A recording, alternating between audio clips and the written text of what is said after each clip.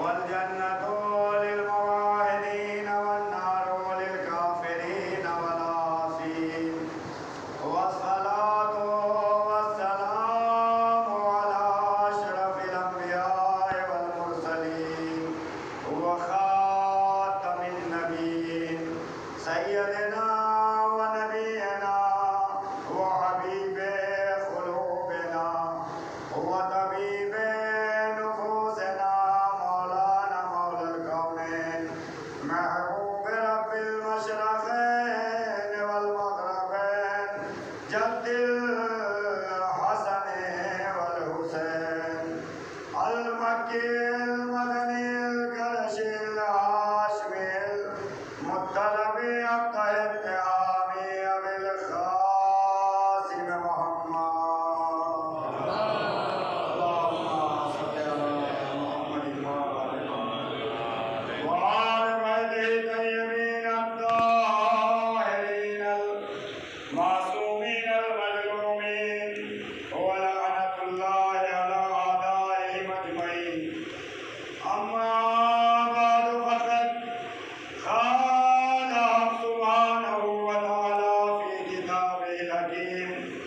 बिस्मिल्लाहिर्रहमानिर्रहीम वमा अर्सलनाका इल्ला रहमतल लिल आलमीन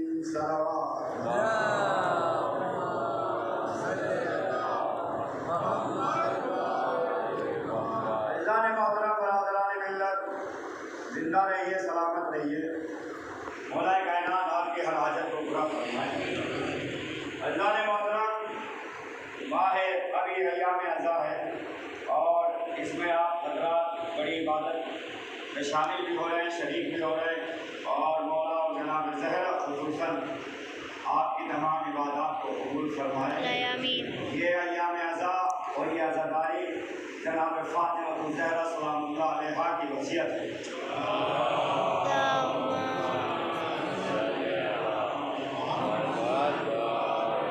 और हम सब लोग जनाब ज़हरा के साए में ज़िंदगी बसर कर रहे हैं, तो लिहाजा हमारे लिए वाजिब है कि उनकी वसीयत पर हम अमल करें।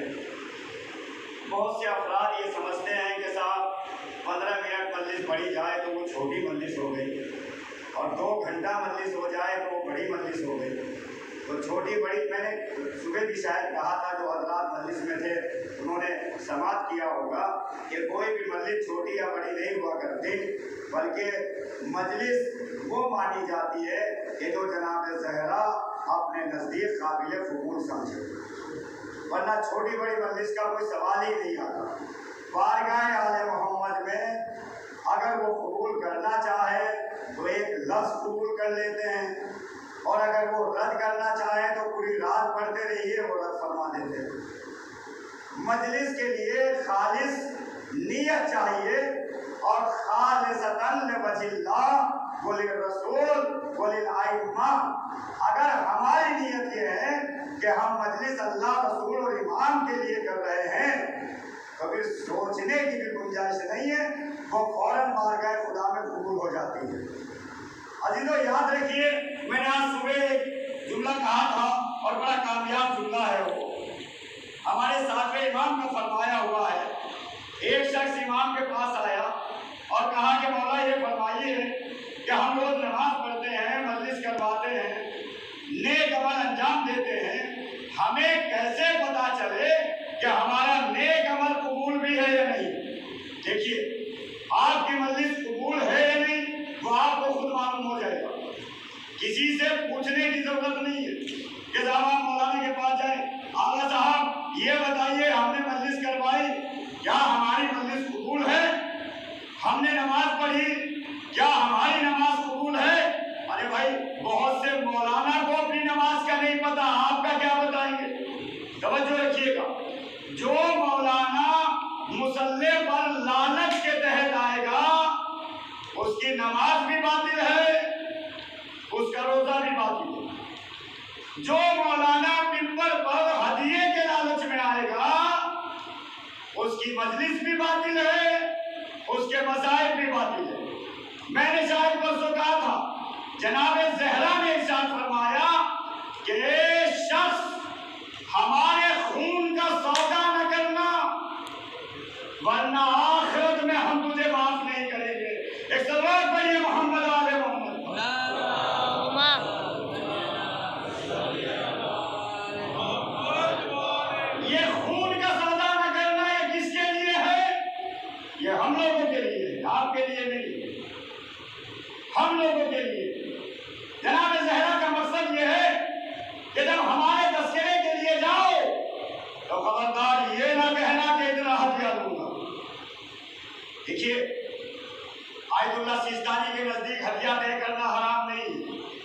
मेरे पास पर्सनल मसला है, मैंने पर्सनल में मंगवाया है, परसों लिख के भेजा था कि अगर हम मजलिस का हदिया तय करें तो हराम है, और का हराम नहीं है मगर अकीदे के खिलाफ है।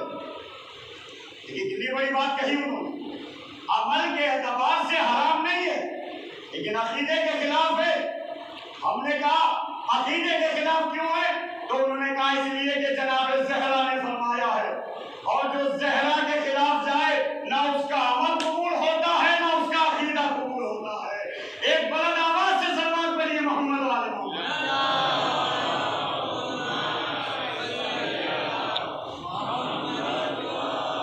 मैंने परसों की मजलिस में कहा कि ये जिक्र आले मोहम्मद कोई सब्जी नहीं है। जनाब हम सौदा करने के लिए निकल पड़े, जनाब 50,000 लूंगा, और हमारी बेचारे कमेटी के प्रमुख कह रहे हैं कि हम तो 30,000 देंगे या 10,000 देंगे या 20 देंगे। वो कह रहे हैं चलो थोड़ा कम कर लो, टिकट ना देना, मैं आ जाता हूँ। तो जनाब ज़हरा के नजदीक बिल्कुल गलत है। जनाब ज़हरा ने फरमाया अगर तुम्हें हमारे साथ जन्नतुल मावा में रहना है तो फिर हमारे जिक्र को करता चला जा, अजर हमारे जिम्मे है, इंसान से कोई तवक्कुल न रखना। अगर अजर चाहिए तो हमसे तलब करो, इसलिए कि मर्जी सारी खुदा 14 मासूमीन के पास है। अल्लाह अकबर। 14 मासूमीन जिसे देने पर आ जाए उसे कोई रोक नहीं पाता, और 14 मासूमीन जिसको ना दे उसे कोई अता नहीं कर सकता। और 13 मासूमीन का डिपेंड है फातिमा के ऊपर, ये तवज्जो रखिएगा। जनाब ज़हरा की अजमत यह है कि कायनात का सबसे बड़ा रसूल जो सैयदुल अंबिया है, जब वो अपनी दुआ कबूल करवाने का होता है तो ज़हरा के दरवाजे पर आकर कहते हैं फातिमा मैं दुआ करता हूँ, दुआ आमीन कहना। ये तवज्जो रखिए और गहरी नजर से सुनिए। भाई नए नए होते हैं तो बहुत सौ को सुनने में शर्म आती कि मौलाना नए नए हैं, इनसे क्या बोला जाए। अब तो मैं 1 महीना हो गया, पुराना हो गया, तो अब तो सही सुनिए। एक सलवात पढ़िए मोहम्मद वाले मोहम्मद। भाई पुराने की कीमत बढ़ जाती है, पुराने की कीमत बढ़ जाती है, नए नए की कीमत नहीं होती। इसलिए कि पुराना तजुर्बे की कसौटी पर उतर जाता है कि ये है क्या, ये कितना जानता है, इसके सीने में कितना इल्म है, ये अमल के मैदान में कितना आगे है, ये तजुर्बा हो जाता है कि नहीं हो जाता। और भाई एक सांस का तजुर्बा भी बहुत है, मुझे तो 30 दिन हो गए। एक सलवार पढ़िए मोहम्मद वाले मोहम्मद, थोड़ी तवज्जो रखिएगा। मैंने आयत रसूल अकरम के लिए पढ़ी, मगर थोड़ा ये सुन लीजिए कि रसूल अकरम की दुआ भी कबूल नहीं होती जब तक फातिमा आमीन न कह दे। और यही वजह है कि सुबह की नमाज से पहले जनाब रसूल खुदा जनाब ज़हरा के दरवाजे पर आकर कहते अस्सलामु अलैका या बज़ती, ए मेरे जिगर के टुकड़े तुझ पर मेरा सलाम हो। नमाज से पहले, नमाज के बाद नहीं, नमाज से पहले ज़हरा को सलाम करते हैं, उसके बाद मस्जिद में जाके नमाज पढ़ते हैं। जनाब फातिमा ज़हरा कहती अलैका सलाम या अमीर, ए मेरे बाबा आप पर भी सलाम हो। एक सवाल जनाब ज़हरा ने कर लिया, किताब का नाम है रियाजुल मसाइल, नोट कीजिए, किताब का नाम है बिहारुल अनवार, जिल्द नंबर 73, लिखिए सफा नंबर 171, 171, अल्लामा मजलिसी की लिखी हुई। किताब का नाम है सही बुखारी, सफा नंबर 273, नोट करें, रिकॉर्ड करें। उसमें इमाम बुखारी ने भी लिखा है, हमारे उलमा ने भी लिखा है। किताब का नाम है लहूफ, जो सैयद ताउस की लिखी है, उसके सफा नंबर 15 पर रिकॉर्ड करें और नोट करें। मुझे लगता है कि माइक भी आज नाराज है शायद। एक सलवात पढ़िए मोहम्मद वाले मोहम्मद। तो चला गया, उसकी क्या परवाह करनी। एक सलवात पढ़िए मोहम्मद वाले मोहम्मद। 14 मासूमीन का जिक्र हर किसी से बर्दाश्त नहीं होता। ये तो मशीन है, जब मशीन ही खराब हो गई तो इंसान कैसे सही रहेंगे। एक तवज्जो रखिएगा, लिहाजा चौद मासूमीन का जिक्र वही बर्दाश्त करता है जिसके दिल में अली होता है। सलवात पढ़िए मोहम्मद वाले मोहम्मद। ये बेचारा नाराज हो गया कि आप 14 मासूमीन के इतने फजाइल क्यों पढ़ रहे हैं। चलिए खैर, कर रहे हैं, सही कर रहे हैं। और ये नाराज नहीं हो सकता इसलिए कि मोमिनीन का माइक है, ये मस्जिद शिया इस्ना असरी का माइक है। देखिए इंशाअल्लाह अब चल भी गया है और चलता भी रहेगा। अब आप इसके चलने के लिए और इमाम ज़माना की खुशनुदी के लिए बुलंद आवाज से सलवात पढ़िए मोहम्मद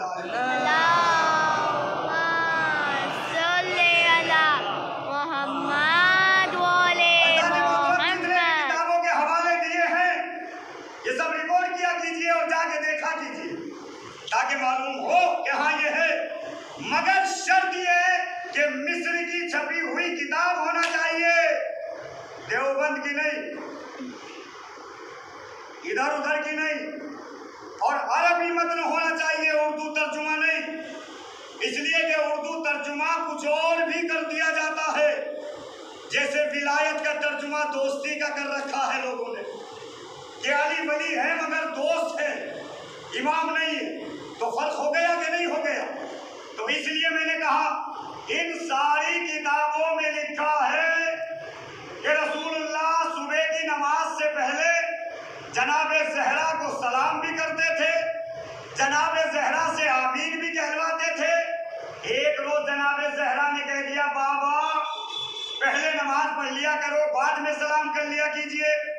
तो नबी ने कहा, सारी किताबों में है कि बेटा मुझे अल्लाह का हुक्म है कि अगर ज़हरा को सलाम किए बगैर नमाज पढ़ोगे तो ए नबी मैं तुम्हारी नमाज भी कबूल नहीं करूंगा।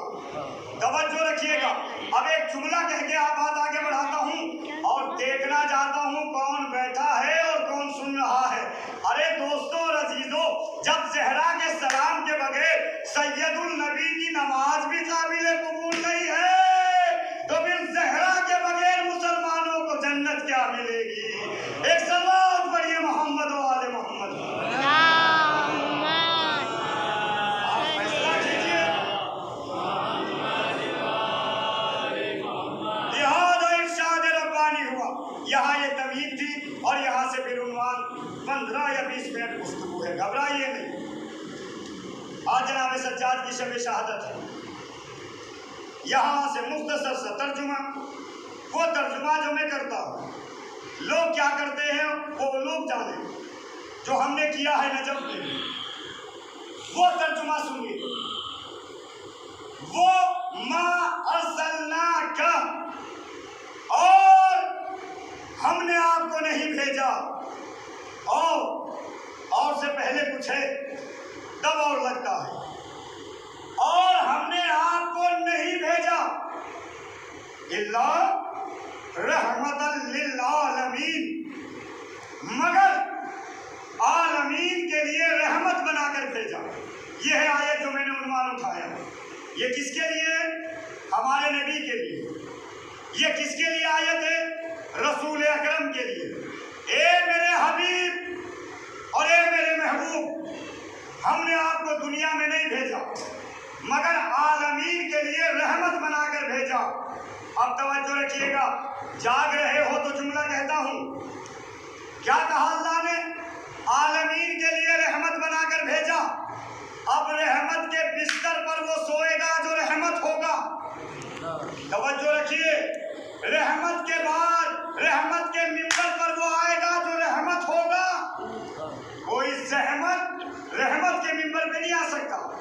लिहाजा रसूल घर से बाहर थे। रसूलुल्लाह के एक ससुरे जिनको अबू सुफियान कहा जाता है तारीख में, वो आए अपनी बेटी के पास आए जो रसूलुल्लाह की बीवी थी जनाब उम्मे हबीबा। उन्होंने दरवाजा खटखटाया।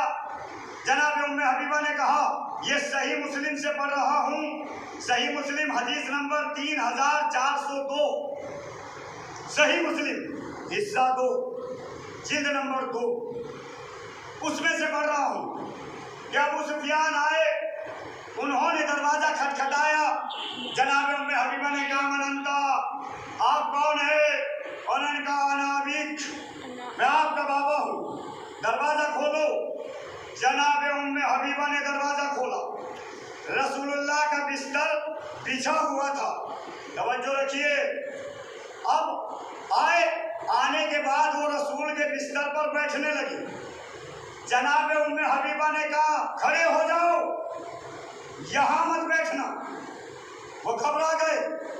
रसूल की बीवी थी, जो लहजा रिसालत का, वो ज़ौजा का। अल्लाहु अकबर। काफिर डर गया, तब तक इस्लाम नहीं लाया था। वो डर गया। जनाब उम्मे हबीबा ने बिस्तर लपेटना शुरू किया तो वो कहने लगे बेटी बिस्तर क्यों लपेट रहे हो, मैं तो तुम्हारा बाप हूँ, बैठने दो। तो जुमला सुनिए मेरे अजीजों, अगर मिंबर के करीब होंगे तो बड़ा मजा आएगा। और भाई यहाँ बैठे हो, दिमाग कहीं और होगा तो फिर मैं उसका जिम्मेदार नहीं। उम्मे हबीबा ने बिस्तर लपेटा। बाप कहता है मैं तो तुम्हारा बाबा हूँ, बिस्तर पे क्यों नहीं बैठने दे रहे हो। हाय हाय हाय, मैं कुर्बान जाऊं उम्मे हबीबा के जुमले पर। आगे बढ़ के आवाज देती है बाबा ये रसूल का बिस्तर है और रसूल के बिस्तर पर कोई काफिर नहीं बैठ सकता। अल्लाहु अकबर। बेटी कितनी लाजवाब थी और बाप कैसा था। अब एक जुमला कहिए जिसके लिए मैं यहाँ तक लाया हूँ। बाबा कोई रहमत के बिस्तर पर काफिर नहीं बैठ सकता। अरे मुसलमानों गौर करो, जब बिस्तर पर कोई नहीं बैठ सकता तो फिर रसूल के मिंबर पर कोई कैसे बैठ सकता है। एक सवाल पढ़िए मोहम्मद आले मोहम्मद का। जो तो रखिए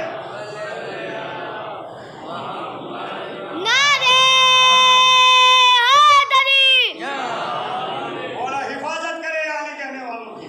भाई तुम नारा मत लगाओ वरना मसला बन जाएगा कि बाप पढ़ रहा है बेटा नारा लगा रहा है।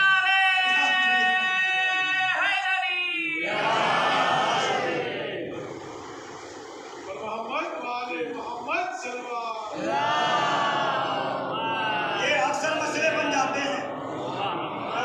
वापी में मजलिस पढ़ रहा था और वापी में बड़ा बेटा नारा लगाने लगा तो बाहर निकल के हमारे बेचारे खोजा जमात है, छोटी सी है, 5-7 घर हैं अभी। तो पहले 15-20 घर थे जब हम थे 5 साल पहले।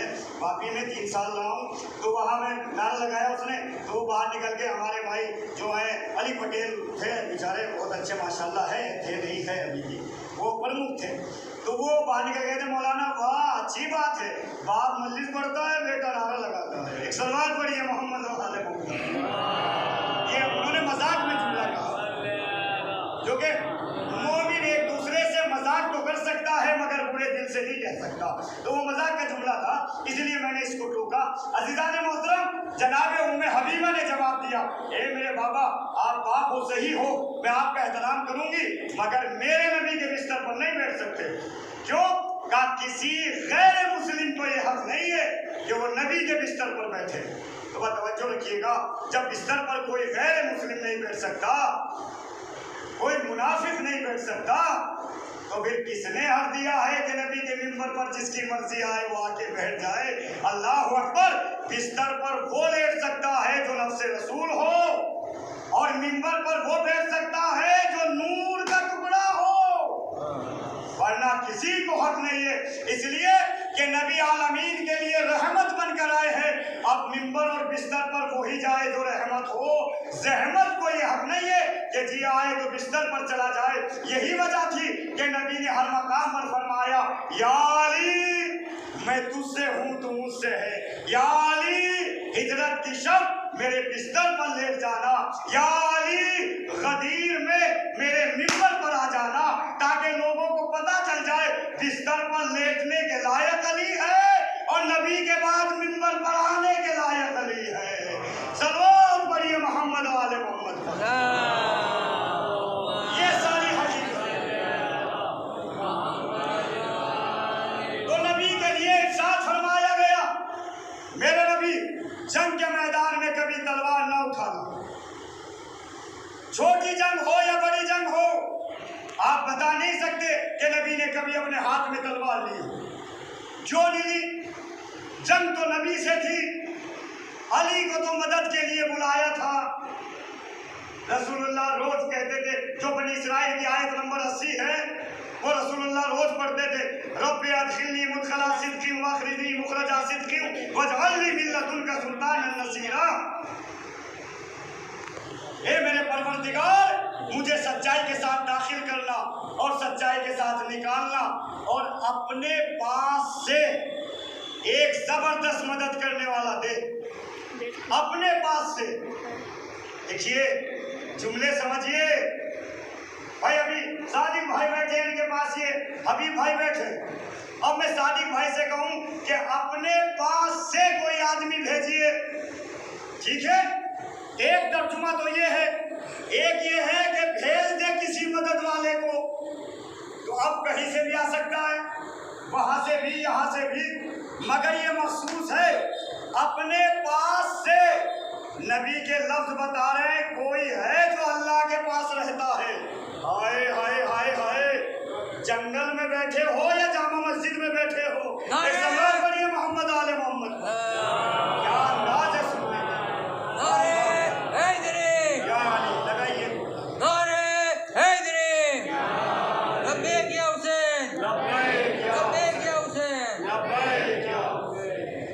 माशाअल्लाह, खुदा आपके अंदाज को पसंद फरमाए। थोड़ा सा बोला कीजिए। मैंने कल की मसरूफ़ मजलिस में कहा कि सुमुन बुकुन उमिन फहुम ला यरजिऊन, गूंगे अंधे बहरे ला यरजिऊन, इन्हें जन्नत नहीं मिलेगी। कुरान में है भाई, मैं नहीं कह रहा हूँ। सुमुन बुकुन उमिन फहुम ला यरजिऊन, गूंगे बहरे अंधे ये जन्नत में नहीं जाएंगे। क्यों? अल्लाह ने कहा जंगल कोई हॉस्पिटल थोड़े ये जो इनका इलाज करना। कौन है ये गूंगे बहरे अंधे? अल्लाह ने कहा जबान रखते हुए जो आले मोहम्मद की हिमायत में ना बोले वो गूंगा है। पढ़िए हदीस कुदसी, पढ़िए, वो भी अल्लाह का कलाम है। हदीस कुदसी नंबर 105 पढ़िए, उसमें अल्लाह ने कहा जो जबान रखते हुए फज़ाइल अली में ना बोले वो गूंगा है, जो कान रखते हुए आले मोहम्मद को ना सुने वो बहरा है, और जो आंख रखते हुए आले मोहम्मद के जाकिर को ना देखे वो अंधा है। एक सलात पढ़िए मोहम्मद व आले मोहम्मद को।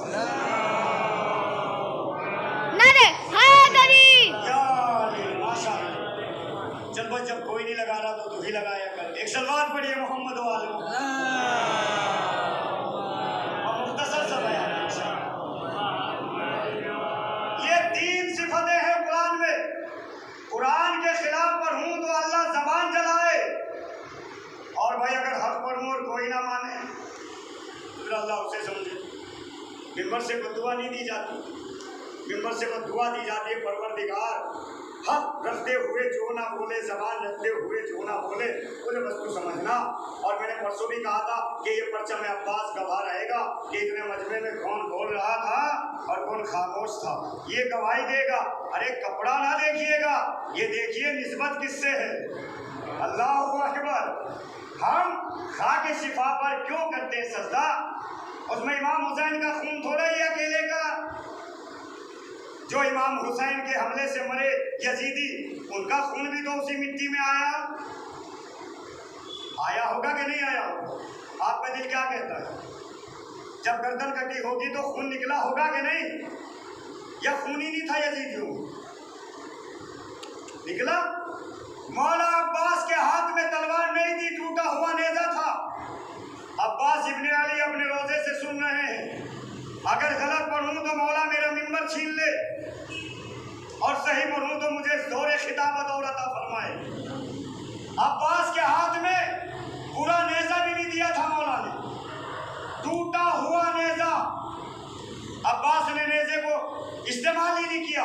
तारीख में लिखा है जिक्रुल अब्बास में, जो अल्लामा नजमुल हसन करारवी की लिखी हुई है, यूपी के करारी इलाहाबाद के रहने वाले थे, पाकिस्तान चले गए थे पार्टीशन में, उन्होंने लिखी है जिक्रुल अब्बास। अजीजान मोहतरम, उन्होंने कहा टूटा हुआ नेजा था एक हाथ का बस, और उससे भी अब्बास ने हमला नहीं किया। वजह क्या थी? का अब्बास की आंखों से इतने मर गए थे कि नेजा चलाने की नौबत ही नहीं थी।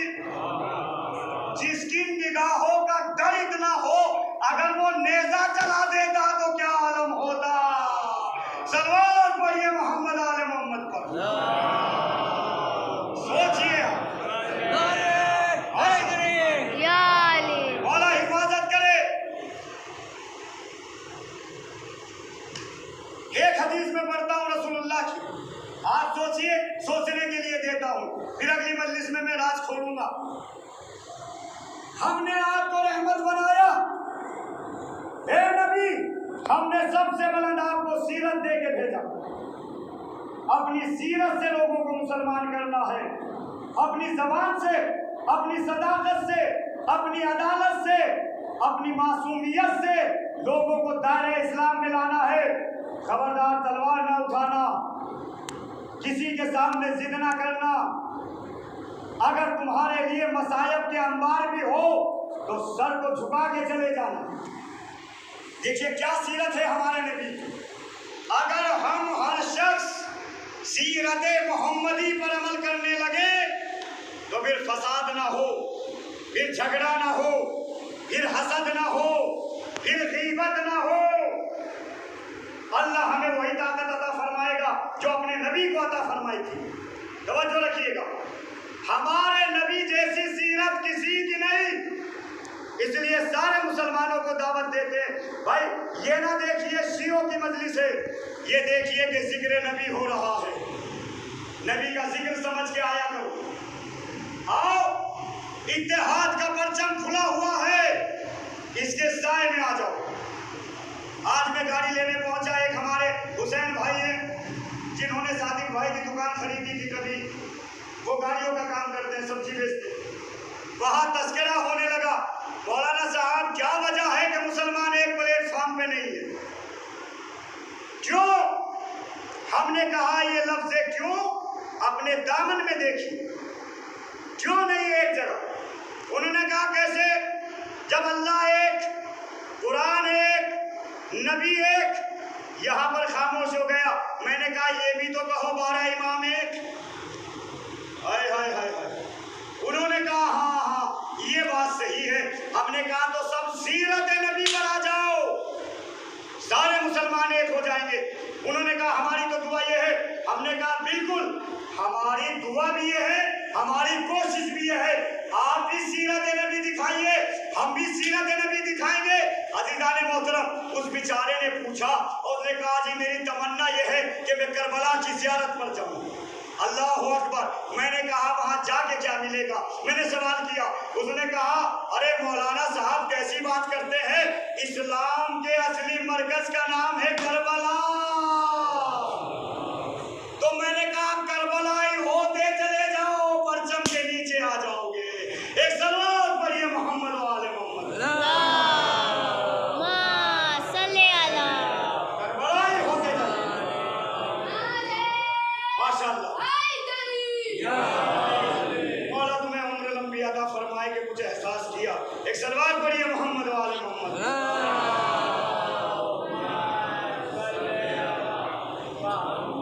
अज़ीज़ान मोहतरम, अगर सीरत नबी हम अपना लें तो बाहर भी लोग हमारी तारीफ करेंगे। और मैंने उनसे कहा कि हमारी मजलिसों का मकसद फसाद फैलाना नहीं होता, हमारी मजलिसों का मकसद होता है कि सारे इस्लाम को मानने वाले इस्लाम के परचम के नीचे आ जाएं। और आज मैंने कहा था कि आप आइए, वक्त निकाल के, शायद आए हों या ना आए हों, मुझे तो नहीं पता, बाहर भी बैठे हों या ना हों। उन्होंने वायदा किया, उन्होंने कहा इंशाअल्लाह मैं मजलिसों में आपकी आया करूँगा और मैं करबला जाऊँगा। मैंने कहा ठीक है, तलाजा से हम लोग एक ग्रुप बनाएंगे और अपने साथ आपको करबला लेके चलेंगे। मैंने कहा करबला क्यों जाना चाहते हो? उसने एक तो ये कहा कि इस्लाम के असल मरकज का नाम है करबला। ठीक है, 5 बातें कही भाई साहब उसने। दूसरी बात ये कही कि करबला में है हुसैन, और मौलाना मैं नहीं समझता कि हुसैन के अलावा कोई दीन हो। अकीदा देखिए। मैंने कहा इतना यकीन क्यों है? उसने कहा क्या आपने ख्वाजा अजमेरी की बात को नहीं सुना? शाह अस्तु हुसैन, बादशाह अस्तु हुसैन। दी अस्तु हुसैन, दी पना अस्तु हुसैन। दीन भी हुसैन है, दीन को पनाह देने वाला भी हुसैन है। हमने कहा ये बताइए करबला जाके लाओगे क्या? देखिए अब ये सुनिएगा, जिसको जिसको दिल पर दस्तक हो उसको कसम है अब्बास की के वहां तो करे। भाई लंबा ना बोलिए, कम से कम वहां तो कीजिए, ताकि अब्बास अपनी किताब में लिखे ये भी बोलता था, ये भी बोलता था। एक सलवात पढ़िए मोहम्मद वाले मोहम्मद पर।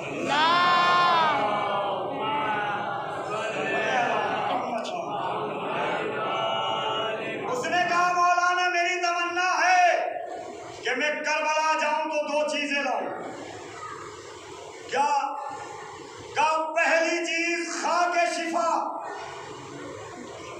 दूसरी चीज कफन। हमने कहा खाके शिफा हमारी मस्जिद में एक नहीं 1000 दे देंगे। उन्होंने कहा इस पर मुझे एतबार नहीं, क्या पता कहाँ से बनी हुई है, मैं चाहता हूँ खुद करबला से अपने हाथ से उठाऊं। अल्लाह अकबर, यह है हुसैन। और उसने कहा कफन। बस एक वाक़या 5 मिनट का पढ़ूंगा और उससे समझिए कि हुसैन क्या है और रसूल की सीरत कहाँ से मिलेगी। रसूल की सीरत कहीं नहीं है इल्ला मजलिसा हुसैन। सिर्फ मजलिस हुसैन में सीरत रसूल मिलती है, वरना कहीं नहीं मिलती। इमाम हुसैन रास्ते में जा रहे थे, मुसलमानों के दूसरे खलीफा के बेटे हजरत अब्दुल्ला रजी अल्लाह ताला अन्हु वो रास्ते पे खड़े हुए थे। बचपना था। इमाम हुसैन ने कहा गुलामजादे रास्ते से हटो, हमारा रास्ता छोड़ो।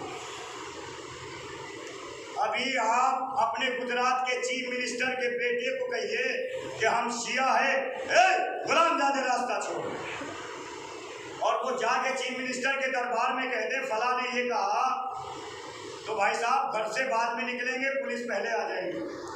होगा कि नहीं होगा? हाकिम था उसका बाप। अब उसने सुना, अब हाकिम का बेटा हो और उससे कोई कह दे तो उसकी पेशानी पे बल पड़ जाता है। अरे पूरी सरकार मेरे बाप के अंडर में और मुझे ये कह रहा है। वो तमाया हुआ दरबार में पहुंचा। हाकिम का दरबार लगा हुआ था। जब बेटे को देखा तो हाकिम मिंबर पर था। उसने कहा क्या हुआ मेरे लाल, ये लाल पीला क्यों हो रहा है? उसने कहा बाबा जानिए आप नहीं जानते, आज मुझे गुस्सा आ रहा है, आप हुसैन को गिरफ्तार करवाइए। कहा किस हुसैन को? उसने कहा रसूल के नवासे को। उसने कहा तेरी जबान जल जाए, हुआ क्या है? उसने कहा मैं फला जगह खड़ा था। हुसैन ने कहा ओ गुलामजादे हट, ये बताइए क्या मैं गुलामजादा हूँ? क्या आप हुसैन के गुलाम हो? तारीख का नाम ले रहा हूँ, डर के नहीं पड़ता। तारीख का नाम है तारीख तबरी हिस्सा 2 सफ़ा 380, उठा के देखिए। तारीख तबरी जो मुसलमानों के दूसरे खलीफा के लिए लिखी गई, उसमें लिखा है खलीफा की आंखें बदल गई। उसने कहा हुसैन ने तुझे गुलामजादा कहा? कहा बाबा आपको गुलाम बताया। उसने कहा ठहर जा। अपने हुजरे में गए, कागज कलम दवात लेके आए और कहा ले, अगर तू सच कह रहा है तो हुसैन से लिखवा ले कि मैं उसका गुलाम हूँ।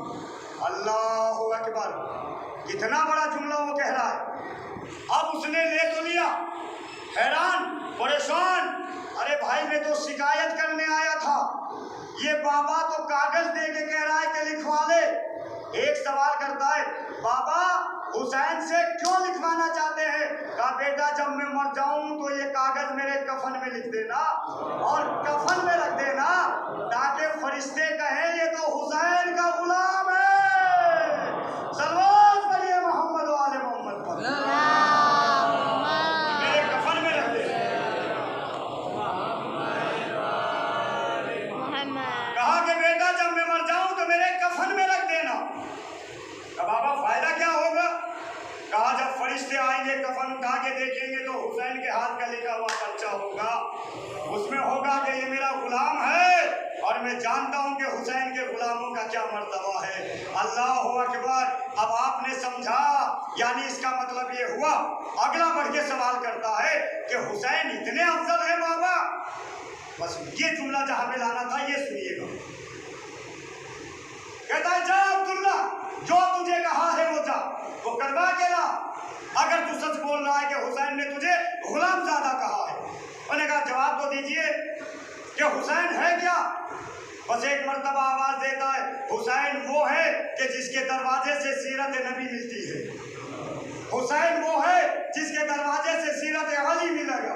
हुसैन वो है जिसके दरवाजे से फातिमा का मर्तबा मालूम होता है।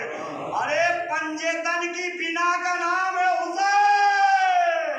सल्लल्लाहु अलैहि मोहम्मद वाले मोहम्मद